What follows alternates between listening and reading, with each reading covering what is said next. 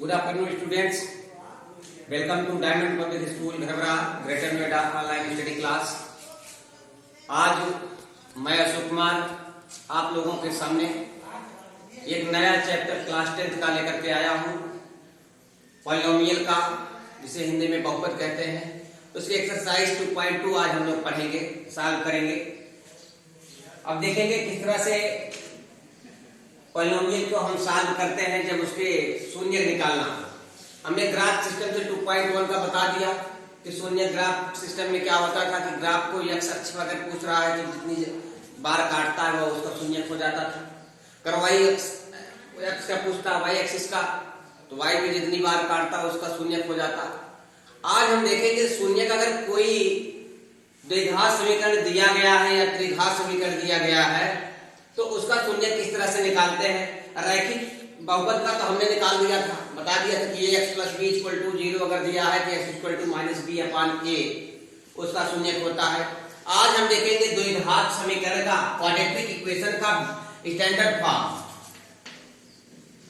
आप सभी जानते होंगे द्विघात समीकरण का व्यापक रूप क्या होता है। द्विघात समीकरण बताया था हमने भी द्विघात बहुपद में कि ऐसा समीकरण जिसकी सबसे बड़ी घात 2 होती है उसे द्विघात बहुपद कहते हैं। तो यहां पर सेम वही चीज व्यापक समीकरण होता है, जैसे ax² + bx + c = 0। यहां पर देखिए ये द्विघात समीकरण है, एक इसके ग्रेटेस्ट x की पावर 2 है, इसलिए द्विघात समीकरण कहा जाए, क्वाड्रेटिक इक्वेशन कहा जाएगा। ax² + bx + c = 0 या इसका क्वाड्रेटिक इक्वेशन का ये स्टैंडर्ड फॉर्म है। अब इसका जब हम जीरोज निकालते हैं, शून्य जिसको हम जीरोज कहते हैं, इसको जीरोज निकालने के लिए होता है क्या, बहुत आसान है कि इसमें 3 पद हैं, इसको ट्राइनोमियल भी कह सकते हैं आप। तो यहां पर देखिए ये x² का कोफिशिएंट है, गुणांक है, और x का कोफिशिएंट जो है b है, गुणांक, और c तो खुद ही कांस्टेंट नंबर है, यहाँ पर कोई वेरिएबल नहीं है, अचर संख्या है। तो इसलिए यहाँ पर अब निकालते हैं। तो जब निकालेंगे तो मान लेते हैं इसके साथ 2 शून्य किसके, अल्फा और बीटा है। ये मान लीजिए 2 शून्य अल्फा और बीटा है, जीरोज है इसके। तो अल्फा और बीटा का जब हम शून्य निकालते हैं तो जो मध्य पद होता है उसको अल्फा + बीटा और अल्फा × बीटा ये 2 निकालते हैं। तो इन 2 शून्यकों का हम निकालेंगे कि इसका योगफल क्या आता है और इसका गुणनफल क्या आता है। तो शून्य जब निकालते थे क्या बताया था हमने आपको कि आपको x पे वैल्यू निकालना है और इसका जो है मान कहलाता है, शून्य होता है। अब इस शून्यकों का योगफल निकालेंगे और शून्यकों का गुणनफल। जब इसको निकालते हैं और जो शून्य का आया था, जो उसके x और y के वैल्यू को आते हैं, जो मान आते हैं, उसको जब दोनों को ऐड करते हैं और इसके शून्य के पदों का जो है अल्फा और बीटा का योगफल जब निकालते हैं, अगर दोनों इक्वल होता है तब आपका क्वाड्रेटिक इक्वेशन सही है, अगर नहीं होता है तो नहीं, ये इसका संबंध होता है। तो यहाँ पर अल्फा + बीटा जब निकालेंगे तो यहाँ पर अल्फा + बीटा इक्वल होता है कि -x का गुणांक अपान x² का गुणांक। गुणांक मतलब कोफिशिएंट ऑफ x और कोफिशिएंट ऑफ x²। तो इसको जब लिखेंगे आप तो x का गुणांक यहाँ पर क्या लिख रहा है आपको, b, यहाँ हो गया -b, और यहाँ पर x² का कोफिशिएंट क्या है, a, तो -b/a इस अल्फा + बीटा का योगफल होता है। ये शून्यकों का योगफल, इसको लिख सकते हैं जीरोज, सम्स ऑफ जीरोज, शून्यकों का योगफल। अगला देखते हैं,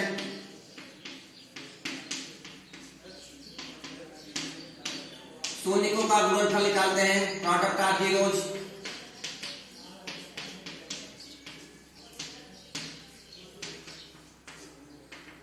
अल्फा × बीटा क्या होता है कि कांस्टेंट पद जो है आपका टर्म, इसका अर्थात अचर पद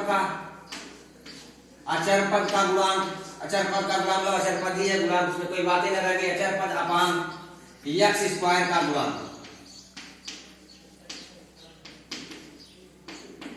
इंग्लिश मीडियम वाले इसको कहेंगे कि constant upon coefficient of x square is called zeros of product of zeros alpha into beta.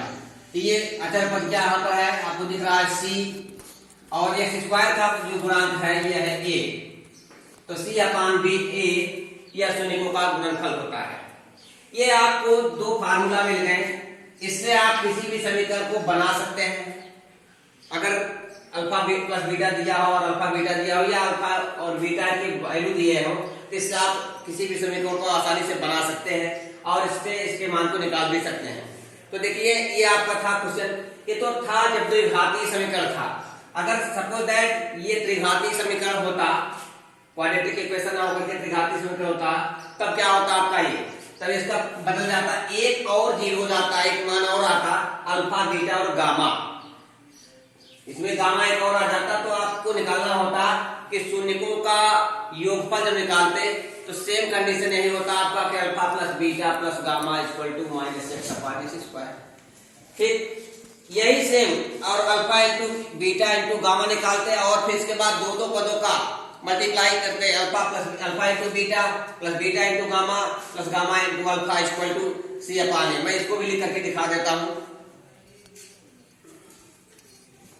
ये तो द्विपद का था, द्विघात का था। त्रिघाती समीकरण अगर दिया गया है तो उसके लिए क्या होता है,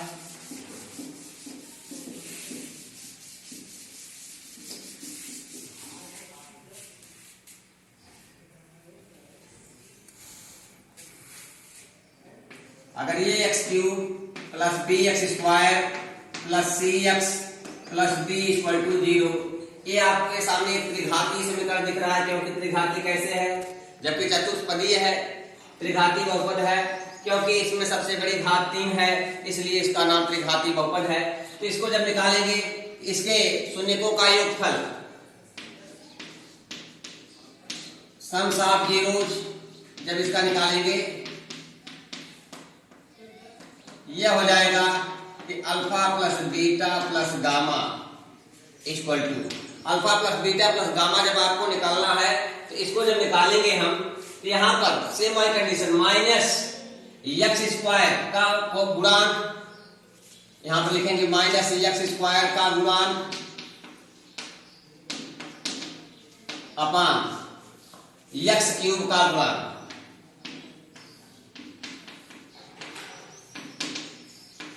एक्स स्क्वायर का गुणांक क्या है, बी है, इसलिए हो गया minus B upon x cube का गुणांक क्या है, ए। ये शून्यकों का योगफल आ गया कि alpha plus beta plus gamma equal to minus B upon A. अब दो पदों का अगर दिया गया है कि alpha beta plus beta gamma plus gamma alpha, दो पदों के गुणनफल के योगफल, तो यहां पर देखते हैं कि ये इसका जो गुणांक आता है इसको निकालते हैं।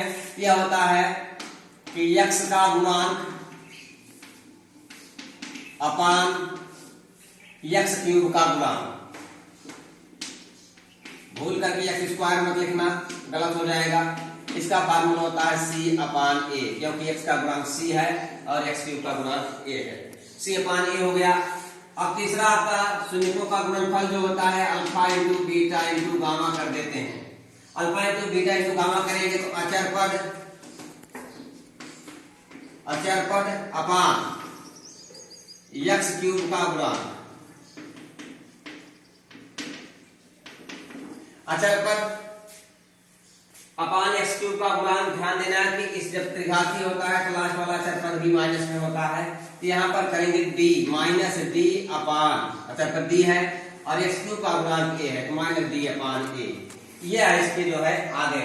तो द्विघाती के लिए आपको हमने बताया कि alpha plus beta alpha into beta, alpha plus beta होता है, इसमें माइनस बी अपॉन ए होता था, यहाँ पर भी alpha plus beta plus gamma minus B upon है। वहां पर अल्फा इंटू बीटा हमने बताया सी अपॉन ए अर्थात अचर पद बटे एक्स स्क्वायर का गुणांक, यहाँ पर alpha into beta into gamma का अचर पद बटे एक्स क्यूब का गुणांक। यहाँ alpha beta plus beta gamma plus gamma alpha equal to आपको बताया हमने सी अपॉन ए अर्थात एक्स का गुणांक बटे एक्स क्यूब का गुणांक। ये फार्मूला आपके सामने हो गया। अब हम आपको एग्जांपल बताते हैं इसी तौर पे कि किस ढंग से हम निकालते हैं। प्रश्नावली 2.2 का पहला क्वेश्चन आप लोग देखेंगे, एक्सरसाइज 2.2 का। पहला प्रश्न दिया गया है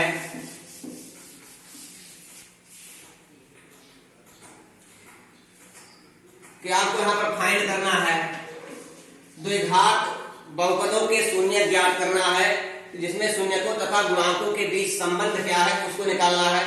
पहला क्वेश्चन है आपका x square minus 2x plus 8, x square minus 2x minus 8 है, सॉरी क्योंकि आपको क्वेश्चन में जो है वही बताएंगे, जो एक्सरसाइज में है आप वही देखेंगे। तो x square minus 2x minus 8, तो क्या करेंगे, पहले हम इस समीकरण से x का वैल्यू निकालेंगे, इसके बाद फिर इस x स्क्वायर का मतलब इसका पूरे का गुणांक निकालेंगे और गुणांकों का योगफल निकालेंगे। देखते हैं, जब सरल करेंगे यहाँ पर आपको हमने बताया था कि मध्य पद तोड़ने की विधि जो आपने पूर्व कक्षाओं में पढ़ा है कि x यहाँ पर इस बीच वाले पद को a प्लस बी मानते हैं अर्थात योगफल मानते हैं, जिसके प्लेस पर आपको दिख रहा है -2। यहाँ पर देखिए इसको मल्टीप्लाई करते हैं, इसको a भी कहते हैं, तो -8 हो गया, क्योंकि 8 और 1 का मल्टीप्लाई करेंगे तो बन जाएगा। अब ऐसी संख्या को आपको लेना है कि जिससे मतलब जिसको जोड़े तो -2 आवे और जिसको गुणा कर दे तो -8 आवे, सेम वही होना चाहिए, पर में कोई डिफरेंस नहीं। यहाँ देखिए अगर 4 में हम 2 को घटाएं, ठीक, तो -2 आ रहा है, लेकिन यहाँ पर माइनस आने की बात है, इसका मतलब है माइनस तब आएगा जब बड़ी वाली संख्या के सामने माइनस का साइन होगा। तो यहाँ माइनस कर देंगे तो इसको प्लस कर देंगे, क्योंकि दोनों माइनस करेंगे तो जुड़ जाएगा, असमान चिन्ह होगा तभी घटेगा। तो ये माइनस से प्लस हो गया, तो 4 में 2 गए 2, यहाँ पर -2 आ गया। अब इसी 4 और 2 का अगर मल्टीप्लाई करें तो यहाँ पर देखते हैं -4 मल्टीप्लाई 2 कर दिए तो 4 दूनी 8 -8 हो जाएगा। कोई अंतर नहीं हुआ, सेम, बस उठा करके इस वैल्यू को यहाँ पर बीच में पुट करना है, बाकी कुछ नहीं करना है।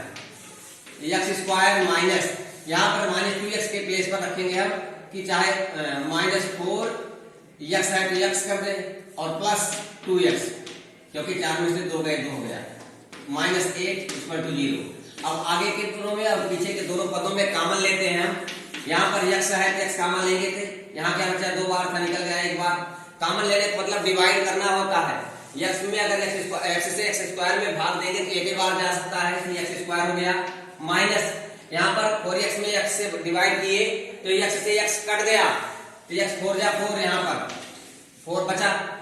यहाँ पर +2 कॉमन लेते हैं, क्योंकि दोनों में कॉमन हो जाएगा, डिवाइड हो जाएगा, 2 1 जा 2, यहाँ पर 1x बचा, 1 लिखते नहीं है, यहाँ पर 2 4 जाए -4 बचा = 0। अब देखिए दोनों पदों में फिर कॉमन दिख रहा है, आपको क्या दिख रहा है, ये आपको दिख रहा है x -4 को कॉमन कर लेते हैं। अब जो बचा है उसको हम एक में लेते हैं, x -4 कॉमन हो गया था, कट गया, इससे बचा के यहाँ पर x हो गया, यहाँ पर प्लस है, यहाँ पर ये भी x -4 से कट गया, यहाँ क्या बचा, 2 बचा। अब ये x -4 x + 2 तो फैक्टर में आ गए। अब एक एक करके हम ले लेते हैं, मान लेते हैं कि अगर x -4 = 0 तो x = क्या हो जाएगा, इधर -4 राइट साइड में जाएगा, तो यह हो जाएगा आपका +4। लिखो या नहीं लिखो, प्लस कोई मतलब नहीं होता। x पहले इससे देखें दूसरे वाले से, यदि x + 2 = 0 तो x = क्या हो जाएगा, +2 इधर जाएगा तो -2। आपको 2 वैल्यू मिल गए, एक +4 मिल गया, दूसरा -2 मिल गया। अब देखते हैं इसका जो शून्य है इससे क्या संबंध है गुणांक से, ये देखते हैं। गुणांक इसका निकालते हैं, तो गुणांक वाले जब निकालेंगे तो अल्फा + बीटा निकालेंगे। अल्फा + बीटा = क्या होता है, -b/a, यही पता है फार्मूला हमने अभी।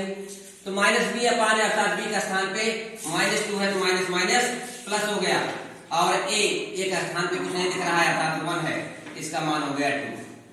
अल्फा × बीटा, इसका गुणनफल निकालते हैं, तो यह होता है फार्मूला आपका c/a। भाई जीरोज आप प्रोडक्ट ऑफ जीरोज में c/a होता है, तो c का वैल्यू क्या है, अचर पद, यहाँ पर -8 है और a का वैल्यू क्या है 1, तो यह हो गया आपका 8 हो गया। अब संबंध देखते हैं, क्या ये दोनों को अगर हम जोड़े तो क्या यही आता है, जो मान आया है इसको देखते हैं। अगर जोड़ने पर वही मान आ जाता है तब तो आपका ये सही है, संबंध की जांच करना है। तो कहने मतलब आपको ये करना है कि जो मान आया है उसको साथ लेंगे और इसको मल्टीप्लाई करेंगे, तो अगर इसके बराबर होता है मल्टीप्लाई प्रोडक्ट के, तो ये सही हो जाएगा।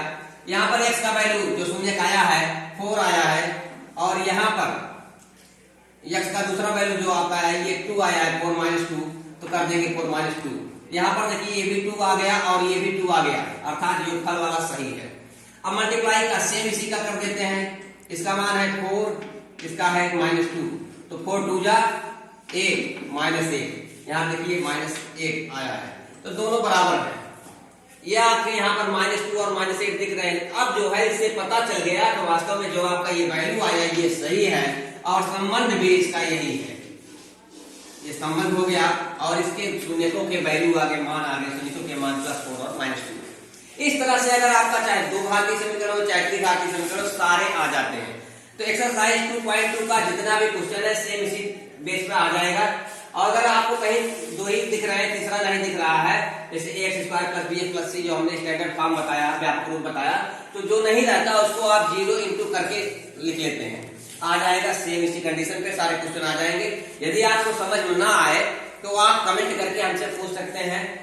आपके जो स्कूल के जो वेबसाइट बनी हुई है उस पर आप कमेंट कर सकते हैं। स्कूल का जो मोबाइल नंबर आपके पास है उनसे पूछ सकते हैं। तो हम नेक्स्ट वीडियो में आपके सारे क्वेश्चन को हम सॉल्व करवा देंगे। और कोई भी फ्रेंड्स जो भी बाहर से देख रहा है, जो हमारे स्कूल से इंक्लूड नहीं है, तो वो जो रिलेटिव नहीं है वो भी अगर चाहे तो कमेंट बॉक्स में कमेंट करके पूछ सकते हैं, हम आपको जो है उसका आंसर बता देंगे। फर्स्ट क्वेश्चन आपका सॉल्व हो गया है। सेकंड क्वेश्चन आपको निकालना है, जो सेकंड क्वेश्चन को हम बता देते हैं। तो सेकंड क्वेश्चन के लिए हम ये सोचते हैं कि अब नेक्स्ट वीडियो में आप इसमें क्योंकि भ्रमित न हो, मेरा विचार ये है कि आप इसी पहले वीडियो में केवल आप किस प्रकार से हम शून्य निकालते हैं और उनका क्या संबंध होता है इसको बताएंगे। और नेक्स्ट वीडियो में आपको बताएंगे कि अगर कोई द्विघात बहुपद किस तरह से निकाला जाता है, अगर शून्यकों का योगफल और गुणनफल दिया हो या शून्य के मान ही दिए गए हैं, शून्य के मान अर्थात अल्फा और बीटा के मान दिए गए हैं, तो उसका जो है आप किस तरह से निकालते हैं वो हम चेक करेंगे, हम बताएंगे किस तरह से हम लोग सॉल्व करेंगे। तो मुझे विश्वास है कि आप लोगों को यह वीडियो पसंद आएगी और ये क्वेश्चन तो आसानी से समझ में आ गया होगा। यदि नहीं आया है तो आप तब भी हमसे कमेंट करके पूछें, हम और भी अच्छा आपको बताने का प्रयास करेंगे। और अगर समझ में आ गया है तो प्लीज इसे भूलिएगा मत कि आप हमारे वीडियो को लाइक करना, सब्सक्राइब करना। अगर सब्सक्राइब नहीं किए तो सब्सक्राइब करना अवश्य, अन्यथा आपको लाइक और शेयर करना है, कमेंट करना है ज्यादा से ज्यादा। और जितना आप कमेंट करेंगे और लाइक शेयर करेंगे उतना ही हमारा मनोबल ऊंचा होगा और हम अच्छे से अच्छे वीडियो बनाने का प्रयास करेंगे। क्योंकि लॉकडाउन की स्थिति में शिक्षा जो है थोड़ी सी डाउन चल रही है, तो हमारा प्रयास है कि इस स्थिति में भी हम अच्छे ढंग से शिक्षा आपको प्रदान कर सके। अगर यही प्रेम और सहयोग मिलता रहा तो हम अच्छी वीडियो डालते रहेंगे। Thank you very much.